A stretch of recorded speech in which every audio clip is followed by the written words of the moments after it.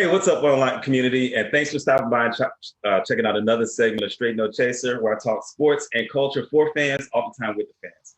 Now, tonight we're deviating from our normal programming schedule because I got a brother on here I've been trying to connect with for a while, and I've been really wanting to have him on the show. And we were finally able to make it work. So I'm really glad to have this brother on here. I got Chauncey Jones, former Thornton Wildcat, former University of Alabama basketball player, former professional basketball player, and all-around good cat. So Chauncey, welcome to the show. Thank you, man. Thanks for having me.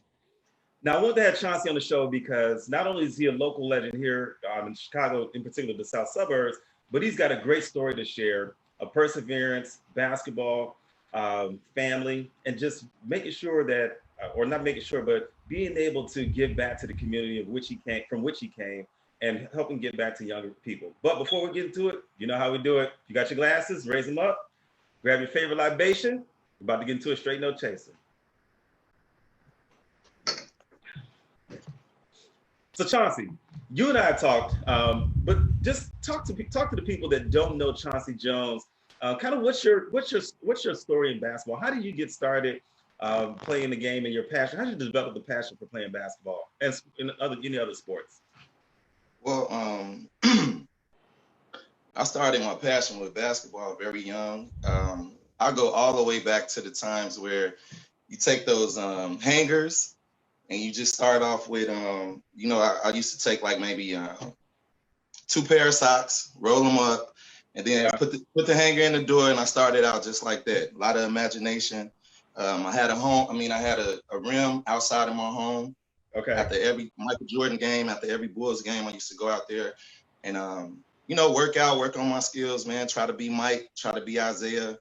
And from there, my mom put me in, lower level basketball programs in Oak Park. I actually played football, basketball, baseball, and bowling, if you can believe that. Really? And, so my first year playing basketball, football, baseball, and bowling, my teams won a championship. Really? So all of them, every team won a championship. Okay. Man. Just extremely excited about that. And I just kept going, man. That was it. That's where my passion started. So I have to say something right on top. You might be the first brother I know, and the first brother I've definitely had on the show that says he's got a bowling championship. Besides, just kind of the beer leagues that you see at the local bowling alley. Real quick, I want to touch on that. What was that experience like playing bowling on a team at that level? Actually, it was just something to do on the weekends. Okay. My mom wanted me and my brother to bond, and she used to take us every Saturday, man. Every Saturday morning, we'll go up there and we'll bowl, and she just signed us up. And I don't know what happened, man. Me and him, like over the weeks, obviously we got better, but I don't know what happened on that day. I threw a strike. He threw a strike. I threw another strike. He threw another strike. Before you know it, man, we carried a trophy home.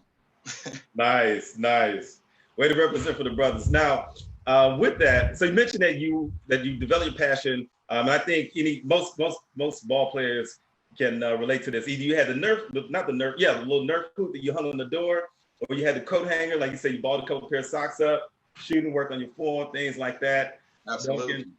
So you developed that passion. You mentioned that you played a lot of sports. Was basketball your first passion, or kind of what? If you had to rank them in order, what were your passions? Well, actually, man, football was my passion.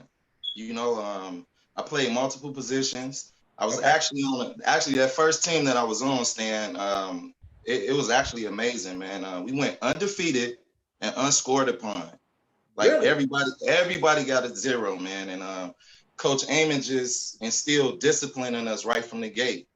And it was just actually a great experience, man, to go into games knowing that you were going to win. And so football was my first passion. I used to love baseball. It was just something about, I played multiple positions in baseball. So it's just funny because basketball was like my last love. Yeah. It's interesting to hear that because I hear a lot of guys that have played a lot of sports, and generally football is the main one. Football is that one to say, man, that's the one I wish I could have really been able to play on a pro level, but then things happen, guys grow, their interests change, and then also you realize, in my case, football was my first passion, but guys get bigger than you. So you start to find where your niche is in the athletic world. Yeah. So, So what happened with that? I started off, my high school career at Weber. It was a okay. Catholic school, whatever. It's closed down. I think it closed down in 1995. But the freshman football coach, decided to take all the best athletes on the team Okay. and put us all on defense. And it actually worked because we went 8-2. So we did have a great year, but I lost the passion because, I was built for playing quarterback, running back. He had me out here tackling guys 250 pounds. I'm like, come on, man, I got a basketball season coming up. So it's Right. just funny. Like, I don't know if you've seen that movie, Any Given Sunday with Jamie Foxx. Yep. Yes, And he sir. was snapping on the coach. He was like, man, dude had me. He put me out here as a cornerback, and I got to get out here and tackling 250-pound cats. Man, I don't do that stuff. Like, so it's pretty much the same exact thing with me. And that's where I lost my passion for football. And basketball was it. Man, well, it's interesting that you say that because when I've seen you play, you had that football physicality to see a game. You were one of the first big, strong guards that I saw come out of Illinois that had quickness, finesse, but had a certain strength and physicality to you. You just seemed like you kind of thrived on the contact. So I can see a little bit of that football translating into your play on the court. Yeah. Yeah. So when did you realize that you were good at basketball? When you say, hey, you know what, I could do this, whether it was competing for a spot on varsity or the next level, when did it hit you that, hey, you know what, I'm good at this and this is something I can do and I do it well? It happened right away. Like I said, that first year, I was scoring all the points for my team. I was playing defense. I led the league in points, steals. I think we went 9-1. My cousin, he started us out. So he used to play at Weber, and I think he played 1 year. I forgot what school. It was some small school in Iowa. Okay. And he used to take me all across Chicago, playing against grown men. And I'm doing more than holding my own at a young age. So right from the gate, man, I felt like, I was built for this game. One thing about me, I was always a competitor. Yeah. So, and I was athletic. And that was it. So early on, Stan, man, I knew that, I had a future in this sport. Yeah, and it's interesting because I always assumed that you were from Harvey, born and raised. When you're talking about Oak Park, going to Weber or playing at Weber, things like that. So talk about kind of how you ended up at Thornton, because you were a guy that made your name at a school that's has a rich basketball legacy. So talk about how you ended up in Thornton and what that was like playing for Coach Hill. Well, naturally, I was born on the west side of Chicago, so I'm a West Sider, and me and my brother, we hung out in the streets a little bit, and I got into a little trouble, and my mom just shipped me out south, so I went and stayed with my godfather out south. He stayed in Dalton. It was like in the Harvey section. Well, it was in the Thornton district. Yep. And that was it. That's how I ended up at Thornton. So first off, I've had your former coach on the show. I've had Coach Hill on the show. Coach Hill. Yeah, Coach Hill. Ye of the purple suit. Everybody knows Coach Hill from the purple suit, but that's my man. I love Coach Hill. I've had Coach Hill. I know, right? I've had Coach Hill on the show, and he's talked about you being one of the best players that he's coached, and he's coached a lot of guys throughout the years at a number of different schools. What was it like playing for Coach Hill? What was that experience like playing at Thornton and playing for Coach Hill? Well, first off, Coach Hill is my man. I love him to death. Shout out Coach Hill. It was actually an easy transition for me. I started out, and he's seen the competitive fire. He's seen the leadership qualities, and he just gave me the ball and said, "Young man, go. Young man, go." And when a legendary coach like that has confidence in you like that, it just puts you in a comfort zone, and your game is, it's just like it's just easy to play. He was very easy for me to play for. Yeah. Coach Hill comes across as a player's coach, and for him to give you the reins and let you really play your game, first off, says a lot about you as a player and as an individual, because he doesn't just do that for any and everybody. No, he doesn't. To recognize that in you and let you roll with that, that's amazing. So shout out to Coach Hill. And credit to him too, man, because he was such a disciplinarian. Yep. And then he was such a micromanaged type of guy. And for him to kind of recognize that and then make an adjustment in his coaching to allow a player to just kind of go. Yeah. That, because so many coaches, man, get so caught up in their system. Like, you got to feed the system. You got to fit my system. You got to fit my system. So I think all the great coaches are the ones to kind of adjust their systems to their personnel. Yeah. Agreed. Completely agreed. So you're at Thornton. You're playing for Thornton. You're moving up. You play there. You're playing varsity. Where were you at in terms of recognition and ranking when you were playing for Thornton? And where did you see yourself amongst your peers? Well, me personally, where I saw myself, I thought I was one of the better guards in the state. Actually, I thought I was the best guard in the state, Yeah. to be honest. And so that was it right away, man. I just wanted to kind of show and prove, that I belong, that I was worthy to wear number 10. I knew about Tracy Webster. I knew about the great Michael Allen, rest in peace. Yeah. So I felt a little pressure about stepping into that role, but I was extremely confident that I could step in and kind of fill their shoes somewhat, but still have, my own touch and my own identity on it. So it's interesting that you talked about that, because that number 10 means something at Thornton, just like 25 means something at Simeon. Absolutely. God rest Ben Wilson. So, but it means something because of the legacy of guards that have worn that number. And you talked about a little bit of added pressure, a little that comes with that. Did you ever feel like when you were in a game, did you ever have a game where you went against an opponent and you wanted to turn it up a notch and let that guy know, hey, this is my house, or I'm the best guard in the state? Can you talk about who that guard may have been and who you may have given some of that work to? Well, obviously, those Thorn Ridge games, man. So they had a nice backcourt, man. Jermaine Hicks and John Lott. Yeah, I remember Lott. Yeah, so every time we played them guys, man, I was at them. But Stan, man, to be honest, I took that attitude into every game I played, man. No matter who we played, I just wanted to be known that, I'm a tough guard. And that was my mentality, man. My mentality was to attack, to compete, to let you feel me, to just let you know that I was there as a competitor, man. And that was it. And that's kind of where your reputation lies. And that was, this guy's here, he's gonna compete every night, he's strong, he's physical. And I think you just threw out something that was really key. And you're gonna feel, you play with force. You play with force on both ends of the floor.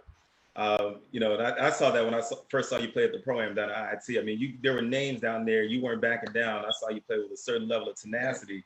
Man, you got to touch them up, man.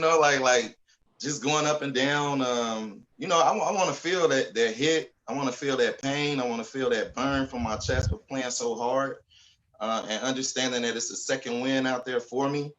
But that's it, Stan, man. I'm just a competitor, man. That's it, So you're at Thornton, you're getting better with each year.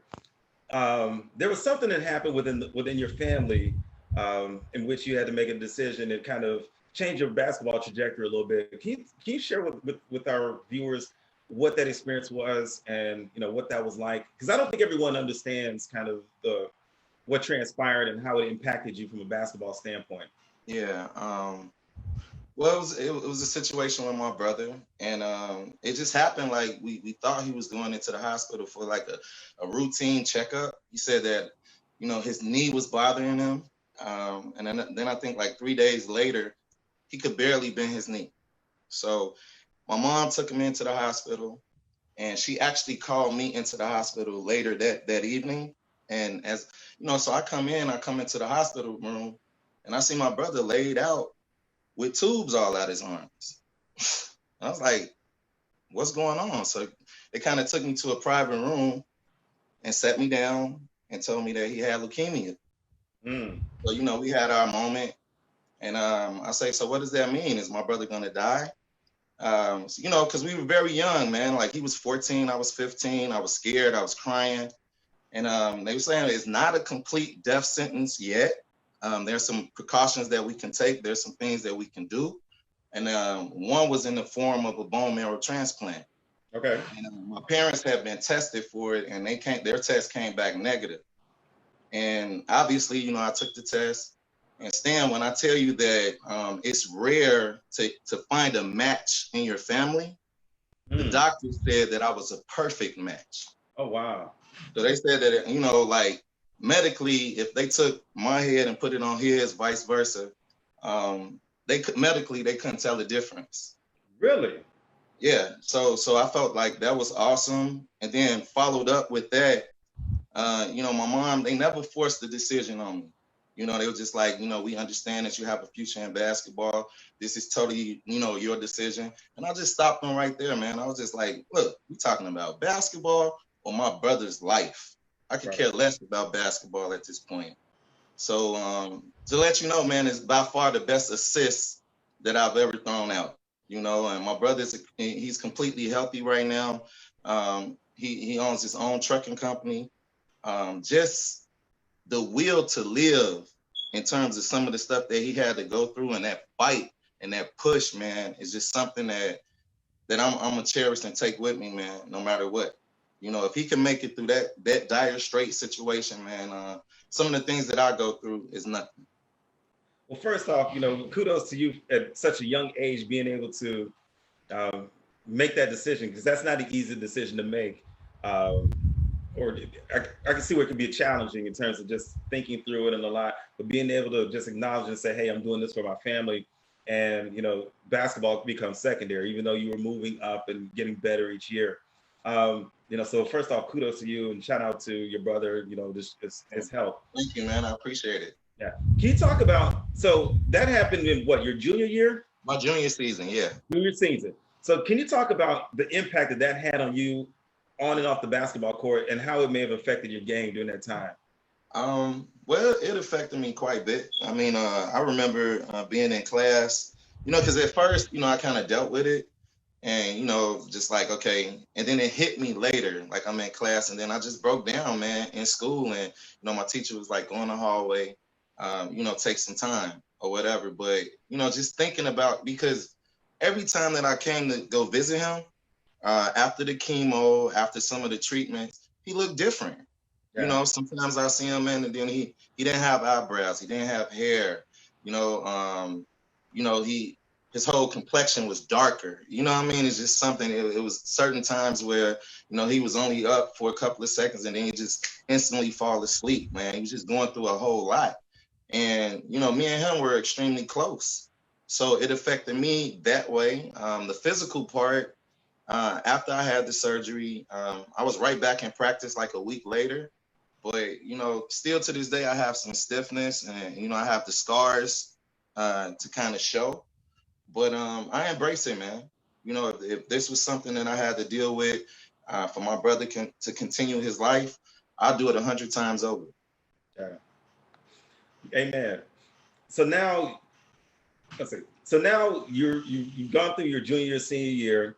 Did that experience impact basketball opportunities that you had that maybe weren't there after this occurred?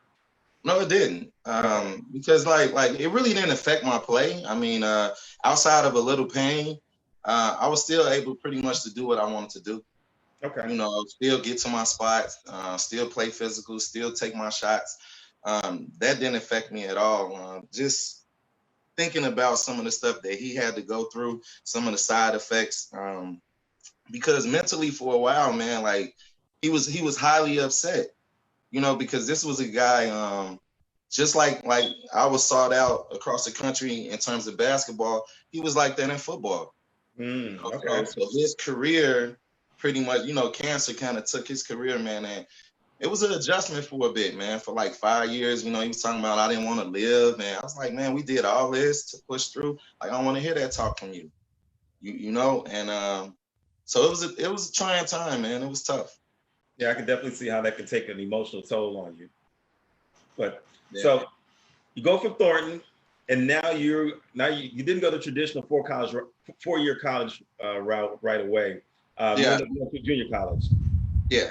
Talk about what that's like, and kind of what your experience was, and the recognition that you got on the junior college level, because you weren't a stiff. You didn't just go to any junior college. Talk about what that was like. Well, man, it was like the school that I picked, Wabash Valley. They're in the top 3, top 4 in the country every year. Yeah. So it was pretty much like playing at Thornton. You know, I got to the school. So my first practice, you got Bob Huggins in the gym. You got representatives of Kansas, Connecticut. I'm like, this is the first practice, you know, and I'm like, wow. And I played extremely well, man. You know, Kansas was, they was on me right from the gate. So it was a lot of pressure. I played with All-Americans. Tyron Lee, he went to Missouri. Yep. DeJuan Wiley, he went to Michigan State. So those were my boys, and they kind of helped make that transition for me a little bit more easier. But from the fan base to everybody in town knowing who you are, no matter what, all the schools that's represented in the conference know exactly who you are. A lot of pressure, but I felt like the Thornton experience and definitely that state title run prepared me for that. It prepared me to, you know, play at Wabash. Yeah, because I mean, like you said, that's one of the elite basketball programs in the country at a junior college level. They've got name recognition, and for you to talk about the scouts, not the scouts, but the colleges that are there, you know, just the first practice. You know, you talk about the big time programs. You got Kansas, UConn. You know, did you feel a little bit of added pressure, or was it just like, hey, you know what? I know I'm confident in my game. I know how I get down. I'm about to put this work in. Yeah, I mean, obviously, you know, it's a little nervousness that you have. I mean, I knew exactly who Bob Huggins was. I know exactly who, you know, obviously everyone knows Kansas, but I was extremely confident in my ability. And, you know, once you go up and down the floor 2 or 3 times, man, that's it. You don't think about those things. You think about the competition. And that's where I thrive. Yeah. So how did you do at Wabash Valley Community College? How you know, what were your stats like, or what was your experience like? How'd you do?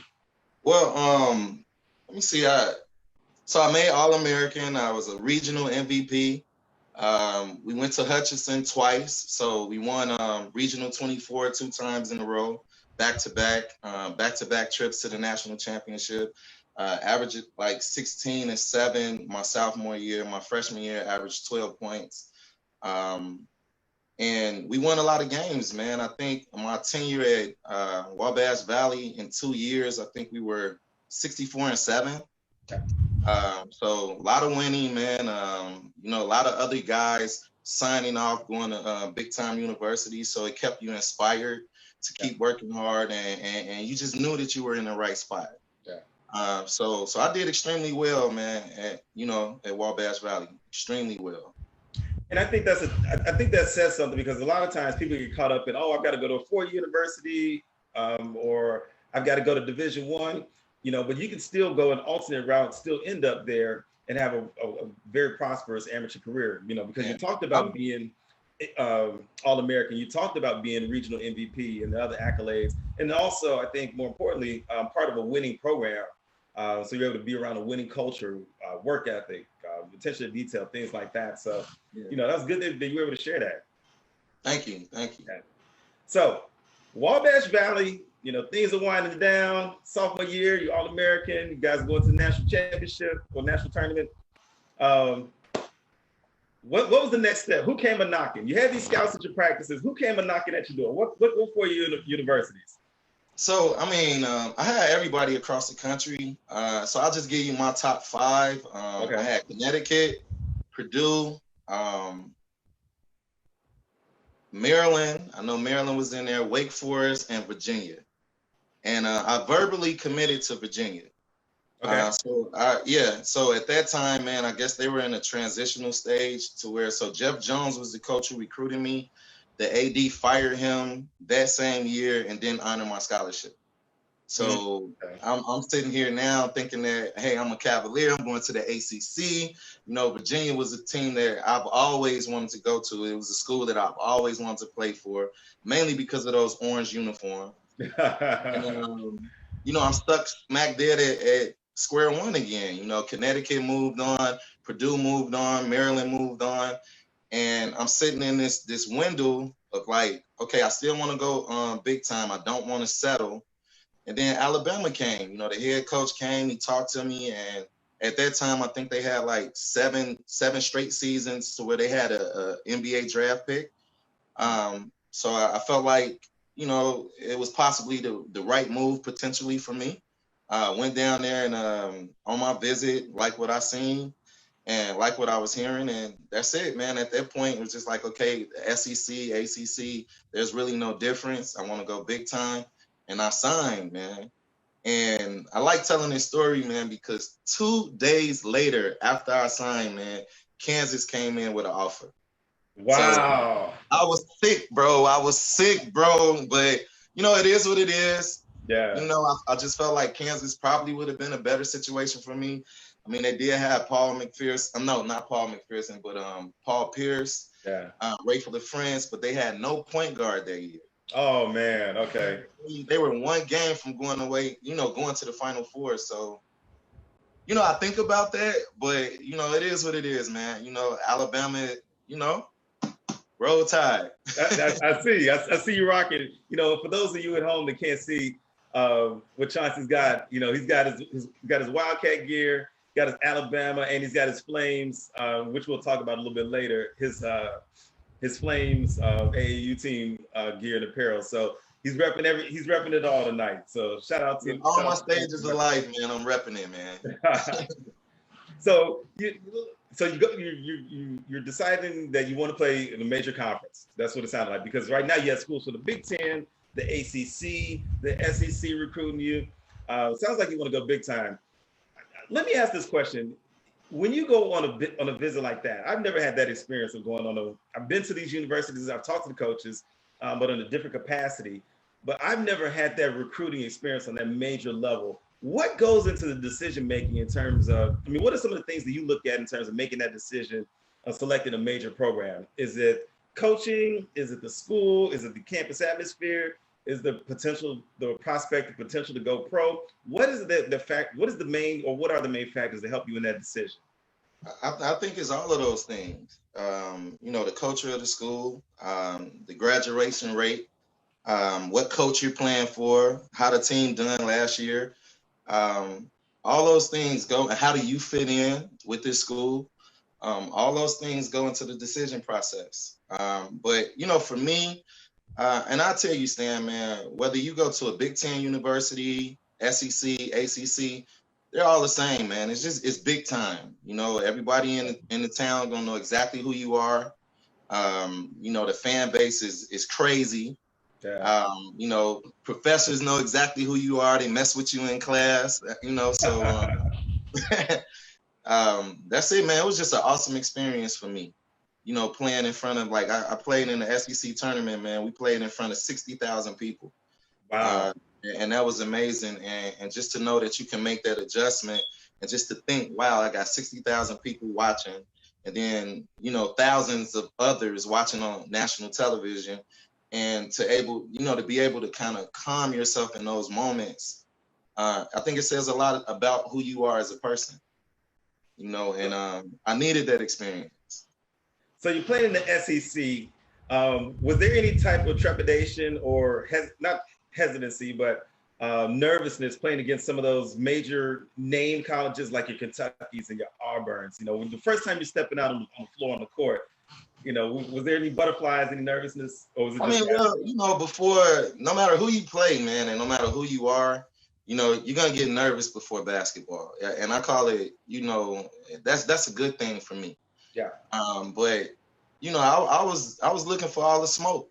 You know, I wanted to play Arkansas. I wanted to play Kentucky. I couldn't wait to play Florida with Jason Williams, White Chocolate. You know, those were the games that I got excited for. You know, it was, you know, when we played Florida International, it's about, you know, getting up for those games. Right. Yeah, I mean, I think every player has a little bit of nervousness, but like I said, after 3 or 4 trips up and down the floor, you settle in. And it becomes about the competition. So you just mentioned some of the names in some of the schools you played against in college. Was there ever wait, here's the disclaimer. Here at Straight No Chaser, everything is on the table, nothing is off limits, and we make sure that we give everyone an opportunity to purge their soul. Was there a ball player or a game where you just got, when somebody just gave you work, and you said, God damn, I just can't stop this dude, or he killing me out here? Was it one of those games played, especially in the tough conference like the SEC? Did you have one of those what the hell games? I don't think I went through, and this is just being honest. I don't think I ever felt like I come away from a game where somebody just totally gave me the business. Okay. Now, it's been some guys who made some good plays, okay, you know, and had some good moments, but I've never walked away from a game was like, man, he just totally destroyed me. Okay. That didn't happen, you know. So one of my favorite guys, and Stan, I was so hyped to play against this guy, man. I mean, he was burning the country up. Jason Williams, yeah. Florida, and coming into Tuscaloosa, he was averaging 25.8 assists and like 7 rebounds over his last 10 games. So, you know, teammates messing with me. Oh, we got that little white boy, you know, all this, they messing. I was like, okay, like I got it. Stan, when I tell you, man, he left out of Tuscaloosa with 7 points. Really? I had 19 points, 7 assists. I dunked on a 6'11" guy. We won the game. So I gave him the business, man. That's good stuff. Because that was gonna be my follow-up question. What was there a game or a team that you just, man, that you had a breakout game? We just had that one game that you'll never forget where everything was falling and we just giving the whole team work. Yeah, it was Florida. I had a game like that against Mississippi State. At Mississippi State, the hump is what they call it. So they was hyped up. I think I had like 21 points, 8 assists. I think Scooney Penn, I don't know if you know him, Scooney Penn at Ohio State. Yep. So when they opened their building in '99, it was the first ever game played, Alabama versus Ohio State in their new arena. I played extremely well that night. We lost, you know, we lost by like maybe 6 or 7, but that was a fun game as well. You know, Scooney can play, Jason can play. Another fun game for me was Kareem Reed at Arkansas. Yeah, Kareem Reed. Playing him. So that was fun, man. He did a lot of talking, man. We had that New York, Chicago stuff going. And but fun times, man. Fun times. Man, it's interesting that you mentioned that. I want to go back to something real quick. I was messaging with Coach Hill earlier today, and he told me to make sure that I gave you this message. He said he had 8 points against Mississippi State, and you mentioned that Mississippi State was one of your better games. Can you say that you outperformed Coach Hill when he played against Mississippi State? Got 8 points. Did you get more than 8 points? I just had it going that night. We'll just leave it at that. All right, because I had it going that night. Yeah, we were messaging back and forth. He was like, "Yeah, make sure you ask him." You know, Coach Hill, you know, he was always like a really tough, fiery guy, and it carries over to his coaching style. But yeah, you know, he's also competitive, so he wanted to let you know, hey, I got my 8 points against Mississippi State. So I want to ask you a question. Going back to the campus experience, one of the things that people don't really realize is what goes into the life of a student athlete. They think you just go to class, they roll the balls out, and you know, you play a game. What is that experience really like? Take me through just briefly what the experience of a student athlete, especially at a high level program like Alabama, University of Alabama.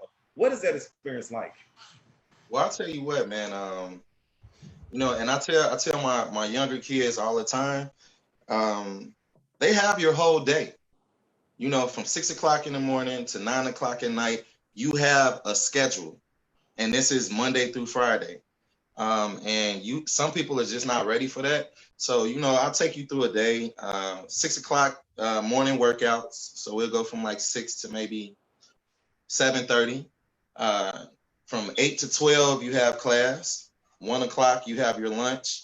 You got practice from 2 to 5. You know, 1 hour to get your dinner, then you have study table.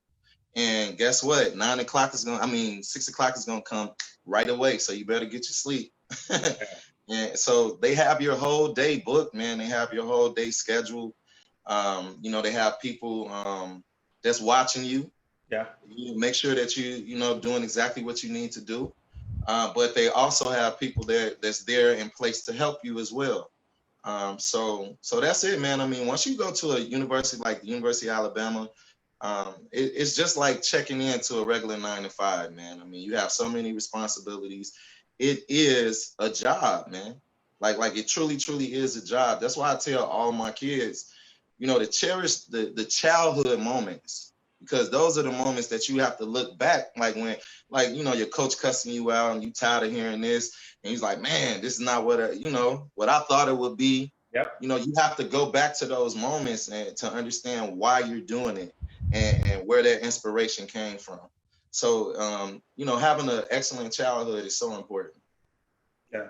And I'm glad that you're able to share that, because I wanted people to hear that from a former athlete, or from an athlete that participated at a high level in the university. Because like I said, people think you just go to class, they roll the balls out, and then you have a game. And I've said this time and again, I'm glad that you used the words almost verbatim that I've used. It's like a full-time job. It's, you don't have the traditional life. While you have some of those experiences, you don't have the traditional life of a college student, where you're going to class, you're partying and doing all kinds of things.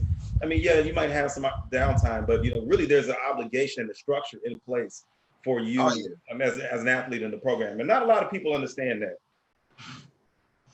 Yeah. No, they don't, man. And it's an adjustment, man. It really is an adjustment.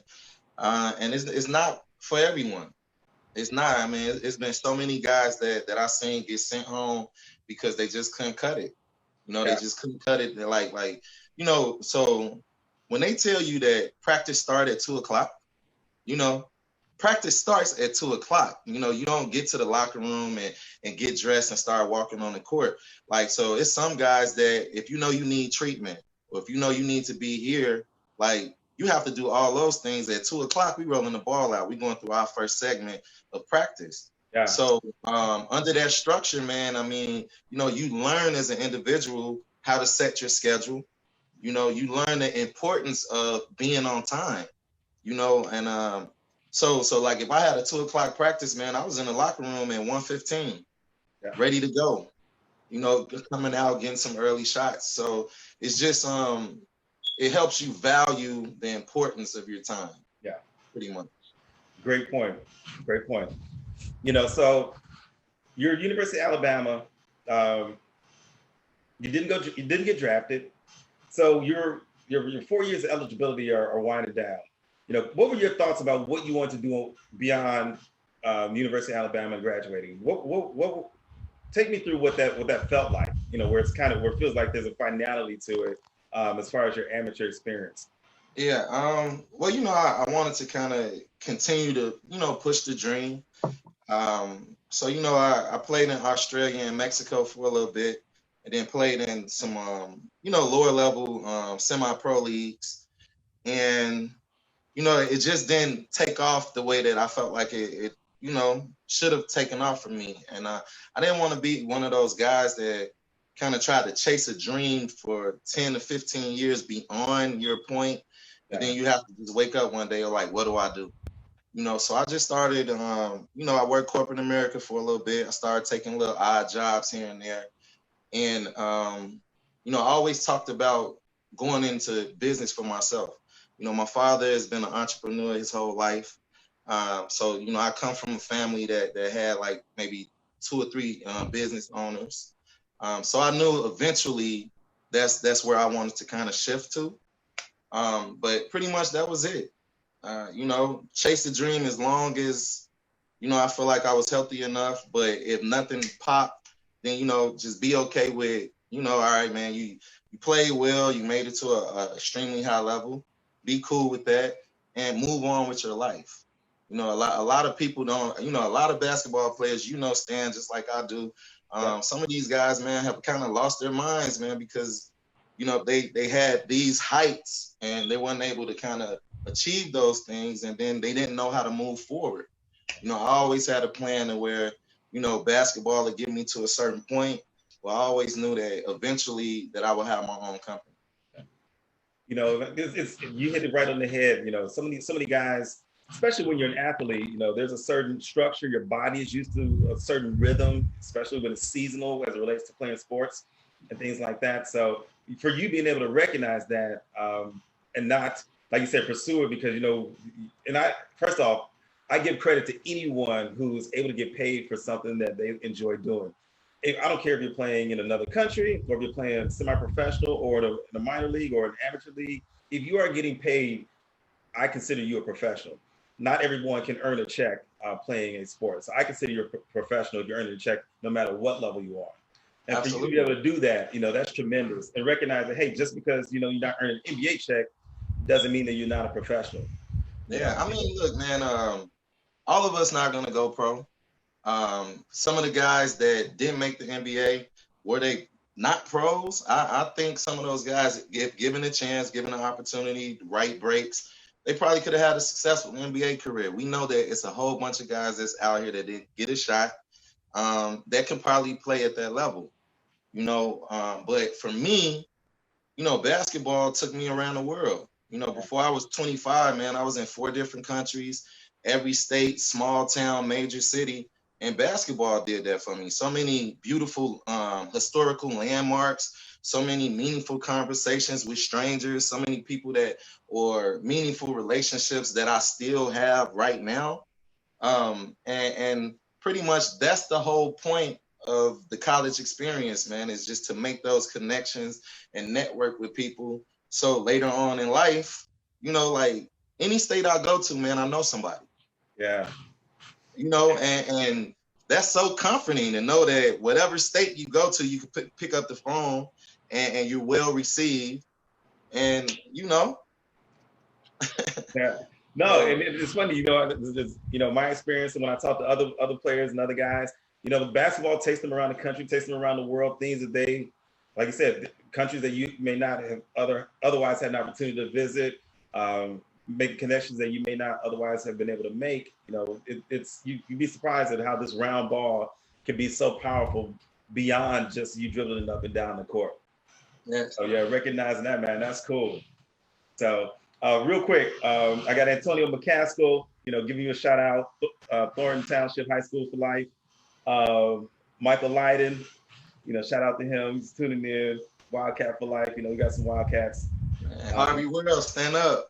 Yes, yes, sir. Yes, sir. So Danielle Watkins, she's from Harvard, but she's a Thornridge alum. She asked about your bowling. I want to get to her bowling question. She asked about your bowling. We'll come back to that. She wants to know what your average was and what your average is. But just let you know, we've got some people that are tuned in and have been chiming in.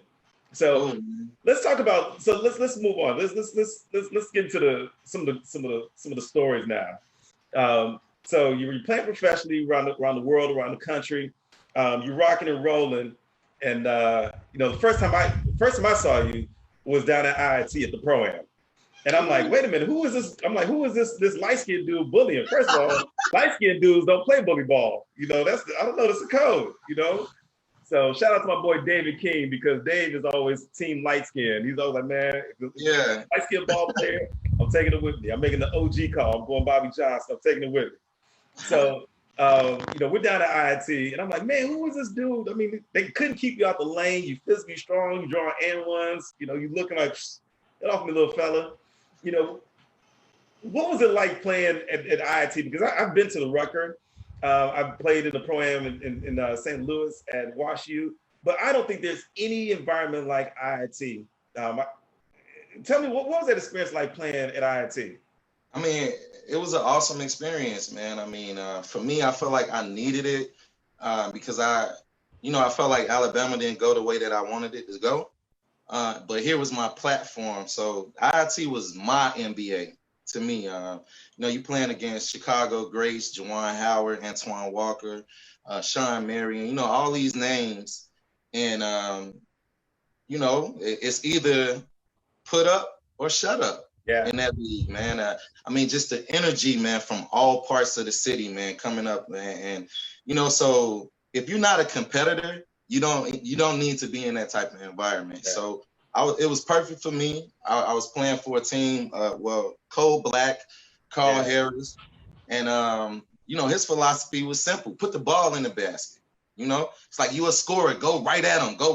And so once again, like, to have a coach pushing you and giving you the green light, I was comfortable in that situation. And, I I took it to a lot of names, man, and I think that's what made me a household name in Chicago. Yeah. You know, and I'll never let go of this. They nicknamed me, man. The city of Chicago nicknamed me the Guard Killer. The You know, guard killer. and I will never let go of it, man. And how I know I made it, like, so you know, you had your guy on the mic in the gym. In the gym, right? I knew I made it, man. When I walked in, and it was like in the gym, the Guard Killer from Alabama, Chauncey. Yeah, Jones. I remember Like, that. all right, I arrived. I'm here now. Yeah, when you get that in the gym, that's when you know you're Yeah. on that. You hit that level. Yes, sir. Yeah. It's interesting that you say that because I've talked to other ball players. I've had Paul McPherson on the show, and he talked about, you know, even though he played in the NBA, he talked about IIT being the NBA for him. I've talked to other ball players who said, man, IIT, you know, granted they would never trade the experience of playing in front of the crowds, you know, major stadiums or earn the paycheck. But for them, the mecca of the experience was playing at IIT because that's where, you know, your nickname, your reputation, that's where that was born and bred. That's where you get your love from the city, man. Like first off, we are known for basketball here in Chicago, man. And to get that respect coming out of IIT, it's a wonderful feeling, and it just sets you up, you know, to be one of Chicago's best. So, so since we're talking about IIT, I like for people, if they have an opportunity to share their stories about a breakout moment or breakout experience. You've got one that I think is a very interesting story. So you're at IIT. What was one of your better games, and who was it against when you were playing in the pro-am against IIT? Well, I think my best game, man, was where I had 47 points, and majority of that was scored on Randy Brown. So there it is right there. You got an NBA guard. He's known for being a great defender, and actually to go and play against him and get any shot that I wanted, get to my spots. It's just validation for me that, you know, I could have shined at that level. So that's one moment. And then obviously I was talking to you earlier about the most talked about game played at IIT with Vince Carter and Paul McPherson. So to be a part of that game and to score 30 plus points in the most talked about game at IIT history, I'm keeping that. I'm taking that, man. You know what? You know, it's unfortunate because that's a standout game in and of itself. But it speaks to the level of talent and play and competition of people that played in the pro-am at IIT, because, you know, you're scoring 30 plus points in a game, and, you know, that's while it was a feat, it wasn't the main story, but it was still a story within the story. So to be able to say, hey, you were part of that experience, and you weren't just out there watching, you know, you were going out and getting your money and putting in work too. Man, that's a testament to your game. It is, man, and it's something that nobody can ever take away from me. I'm gonna cherish those moments. But you know, I was prepared. I was ready to play. I was ready to compete, and I'm just glad that I had the opportunity to do so. So let me ask you: you played you played at IIT. You played professionally. You played in a major university. Who were the two toughest opponents that you played against? Two toughest opponents. I think we touched it earlier. Jason Williams was tough, you know, and Scooney Penn, man. Scooney Penn was really good, man. He was really good. He could shoot. He was strong. He was fast. He was cocky. So that was right up my alley, pretty much. I mean, we probably would have been good buddies. But, you know, those are two names that come. Michael Redd was in that game as well. I don't know if you remember Michael Redd. He was a tough competitor. Playing Arkansas, that's always 40 minutes of hell, man. Hey, that's real right there, man. 40 minutes of hell. They trapped from, I mean, it just doesn't even make sense. They would trap the middle of the floor. They'll trap the baseline. They'll go three on the ball. I mean, it was just crazy, man. So those games were fun. But, you know, those teams, Arkansas, Ohio State, Florida, Kentucky. Cool. So you're playing at IIT. You had this breakout game against Randy Brown. Were there opportunities for you to play in the NBA? And kind of what was that? Take me through that, because I don't think everybody knows about your opportunities to play in the NBA. Yeah.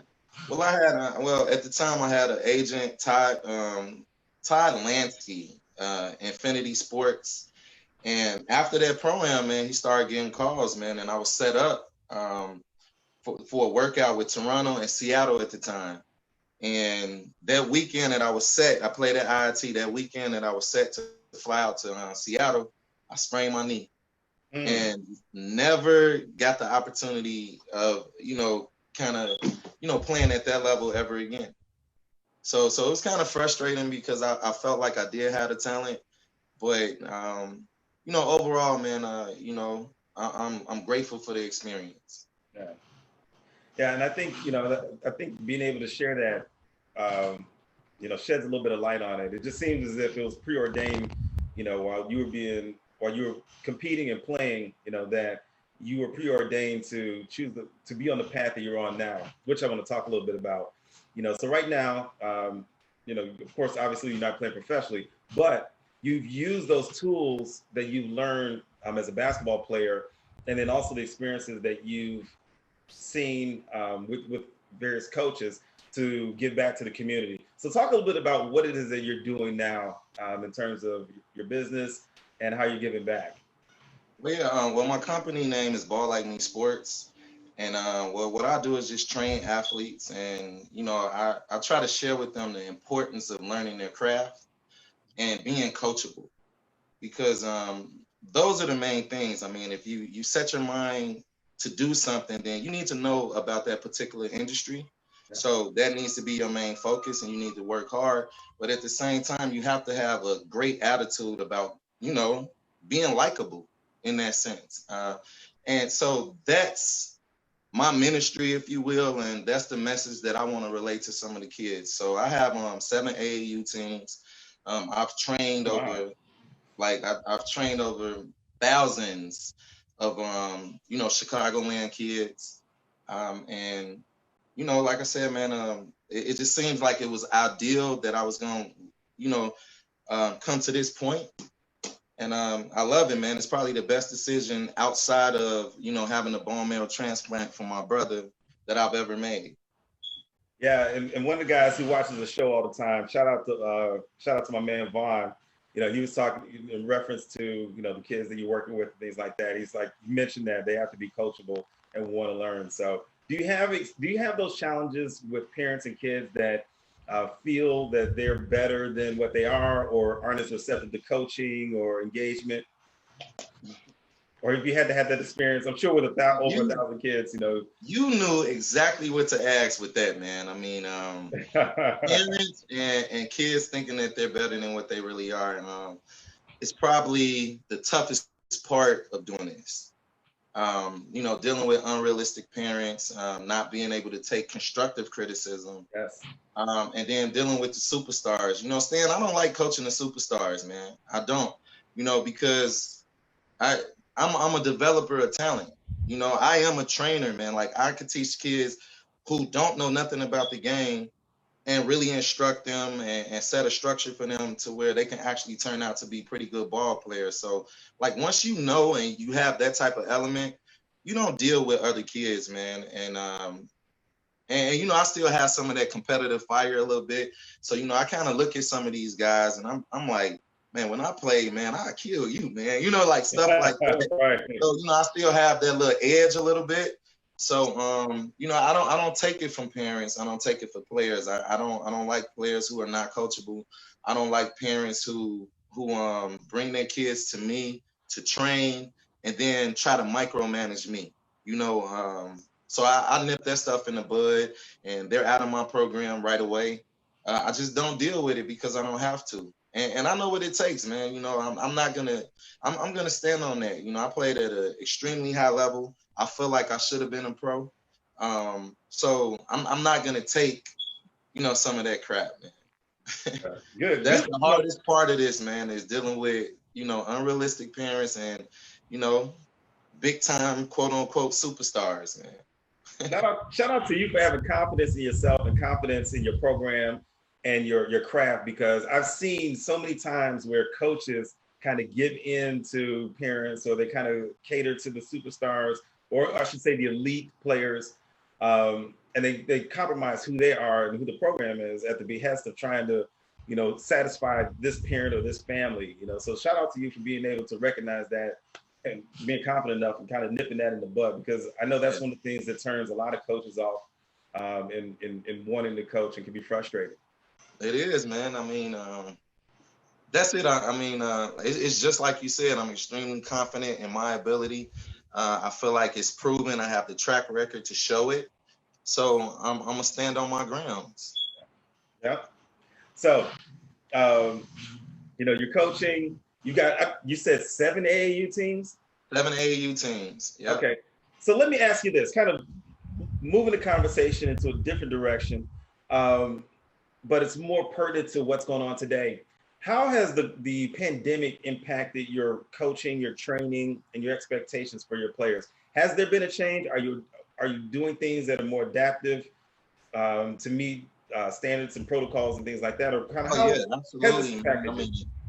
Well, obviously, the only team that I have going right now are my 17U. And the only reason I did that, took the risk, because obviously this is their last crack at it. This is their last year. And I want these guys to move on and, have pretty much good careers. So what we've done was just, so I've already had one-on-one training sessions. So pretty much right now, people are just looking for one-on-one training structure. And so we follow all the CDC guidelines, everything. I'm disinfected the balls. I wear gloves. I wear a mask. Sanitizers all over the place. And so that's it. But it hasn't affected us in terms of clientele, because right now we're thriving because everybody is just looking for one-on-one training. Right. So that's fine, but it hurt us in terms of the team structure and team competition, pretty much. And me personally, I didn't want to keep going. I wanted to see how, tournament coordinators were running their tournaments, how safe was it for the kids and myself. I didn't want to take those risks, so I kind of shut my lower levels down. So we just been doing Zoom class training, one-on-one training. We're about to start in September, possibly starting out just like to see how the team structure will work. But man, we've adjusted big time. Well, I'm glad to hear that you're able to find opportunity within the challenge, because sometimes people can fold up shop or just give in. But for you to be able to recognize, hey, there's still opportunity, and you're still able to meet a need and through supply and demand. So I'm glad to hear that you're thriving, because I know this is very challenging times, and moving forward, it may look and feel different. So being able to adapt, I can appreciate you being able to share. Like it's funny, man, because like any pandemic, you're gonna have some type of somewhere where someone can thrive, right? So right now, the training part for me, and I had a training company, and that's how I started this thing with a training company. So right now, the training part is significant. So, I train them for a little while, they go home, I get paid, and then that's that. Right. So ideally, it's okay for me right now. So shout out to all the trainers, man, that's getting it right now. Yeah. It's funny you say that, because I've seen a lot of guys that are moving into the training aspect. And, they're posting videos, and I mean, it's, they have a steady clientele. They're going like clockwork. Yeah. Shout out to you. Before we wrap up, and I want to be mindful of your time, just a couple of questions. Let me ask you this. So right now we've got the NBA going back. We're going to talk a little bit of NBA real quick. You got the NBA going back to playing. They just started the playoffs today, but they've been playing in the bubble. If you were an NBA player, would you have concerns about playing during the pandemic, or would it be, we're following protocols and I'm just going to be as safe as I can? Or would you err on the side of caution and say, my family or my health is more important to me? Yeah. Well, to be honest, I would play. To me, what the NBA is doing, it seems to be the right structure for that. So to answer your question, yes, I will be playing right now, and I would just be taking safety precautions. But the main thing to me during this whole pandemic is, you have to do things to build up your immune system. Yeah. Right. So working out, having all those doctors around you, I think that possibly would be the safest place. Then you're working out, you have all these doctors right here at your hands. So to answer your question, I would play. But of course you're concerned a little bit. But you have those same shared concerns if you play or if you don't. So I might as well and then we got to talk about mental health, right? So at the end of the day, some of these guys are going extremely crazy, but you need some type of distraction somewhere. So I think it's therapeutic to play. That's a great point. I hadn't even thought about that, and that is, that distraction or that mental health.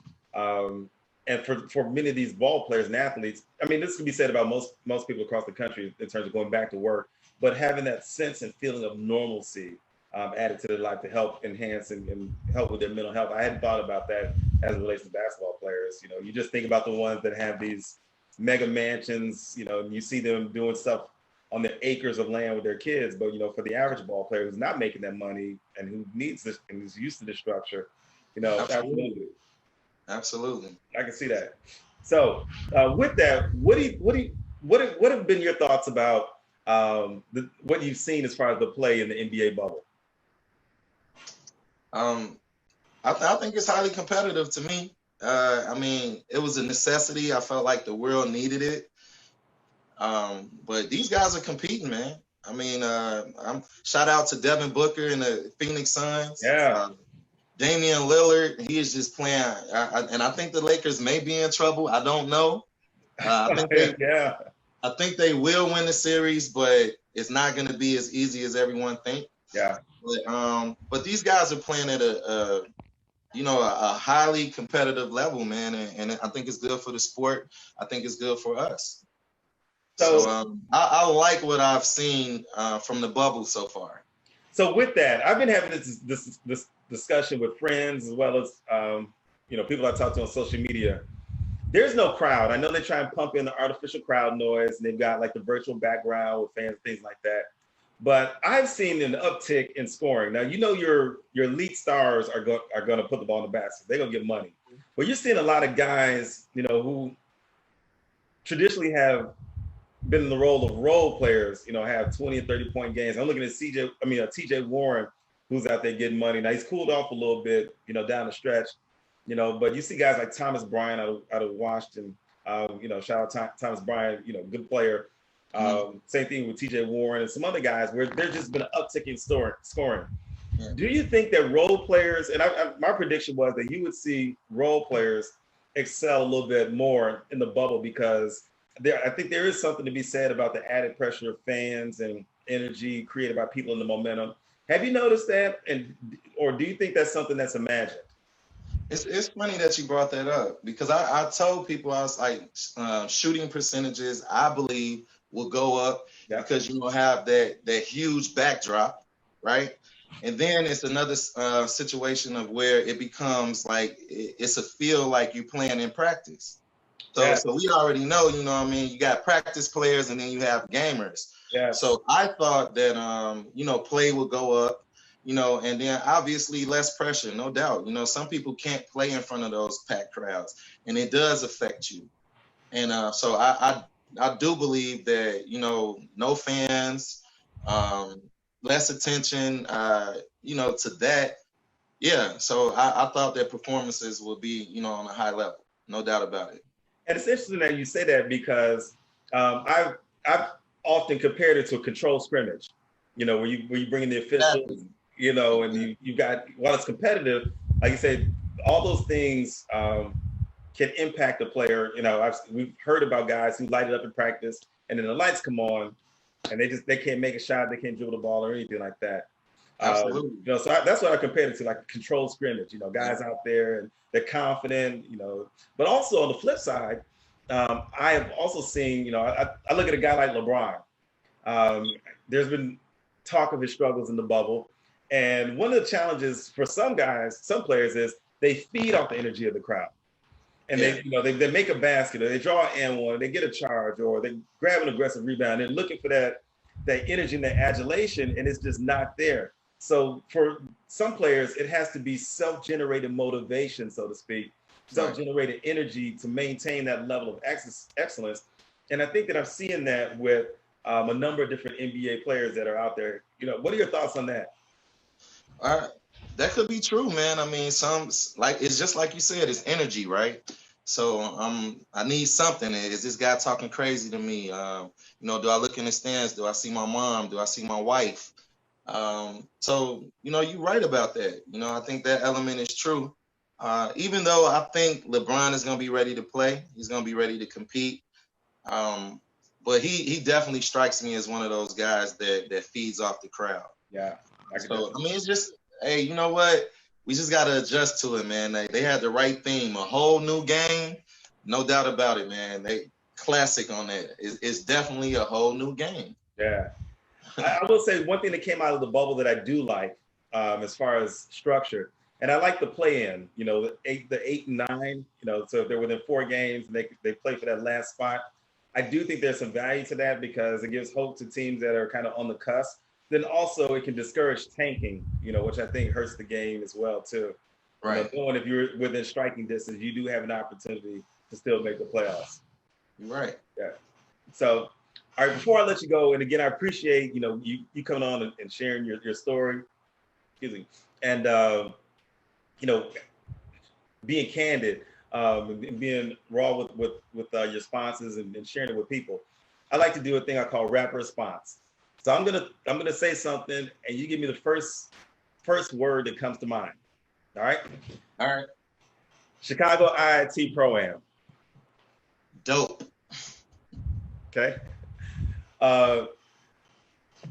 Biggest Chicago basketball legend you played against. Ooh. I would say Mike Herman. Shout out to Mike Herman.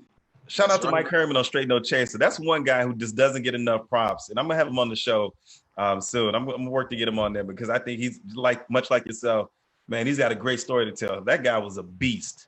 He was, man. West Side stand up, man. You know, like he's a West Side guard, man. So he was definitely one of the legends in the streets, one of the legends, period, here in Chicago. And, you know, like I said, I mean, we went at it. We went at it right here out west at Columbus Park, in front of like maybe 100 people packed in a small gym. So it was just an awesome experience. Yeah, 2 things the West Side is known for: guards and the Bishop Magic Wand. You know, so you know, you gotta pick your lane. Church. right. So I'm gonna throw some names out from IIT. And you let me know. And these are just some guys whose names to me ring out because I think they've made a name for themselves. Again, 1 word rapid response. Antoine Walker. Tough. Yeah. I think a little underrated. Yep, absolutely. Go ahead. No, I'm just saying, I mean, it's Twine, man, to be, you know, 6'8", 6'9", the way to handling the ball and have those type of guard skills, man. And then his attitude and to have the game to kind of back it. It was just something amazing to me. You know, Twine Walker was a bad boy, man. Yes, he was. Bad boy, you know. I don't think he gets, as good as he was, I don't think he gets enough credit. Sco Hayes. Sco Hayes. I heard the name before, you know what I mean? So I'm going to just say legendary. Cool. Brian Leach. Tough. Yeah. Tough. Rocky Hill. Flamboyant. Yes. Shout out to Coach Hill. Yeah, my man. Shout out to Coach Hill, man. Hey, man, shout out to Coach Hill for being the only guy in the late 90s to pull off a curl like that. I mean, come on, man. Like this dude was something else, man. I mean, he dressed real nice, drove a Corvette, and had like a different beautiful woman at every game, man. Like this legendary, man. He was the man. Hey, Coach Hill, Chauncey just dry snitched on you. I talked to Coach Hill. He's like, Quit dry snitching, Stan. Hey, it is what it is, man. It was inspiring to us, man. We felt like we had a cool coach, man. That was it. We felt like we had a cool coach. Well, it's funny because Coach Hill cut me sophomore year at Thornridge. But, you know, he was one of, like you said, he's one of those guys that, you know, you could relate to. He looked like us. He lived in the areas like us because I grew up in Dalton or went to high school in Dalton. But, you know, he was someone that could relate to. And you mentioned the vet. He was the reason why I always wanted a vet. You know, when I finally got my vet, I was like, man, I made it. You know, because he had the vet. He was rocking and rolling with it. You know, you see that curl going. You may have seen that purple suit out and about a couple times. You know, right? Yeah, but super cool guy. I'm like, man, we not playing for the state championship. Take that purple suit off, man. Yeah, but you know, he just posted something on social media about the purple, with wearing the purple suit. Still looks good on him. You know, but he had something like 400 something comments because everybody remembered that purple suit, whether it was coaches, players, or students at the school. Everybody. It worked though, man. It worked for him, man. Yes, he looked nice. He looked nice. Yes, sir. Okay, so last question, and I'll let you wrap it up. But last question: you played with a number of players on the high school level, college level, and on the pro level.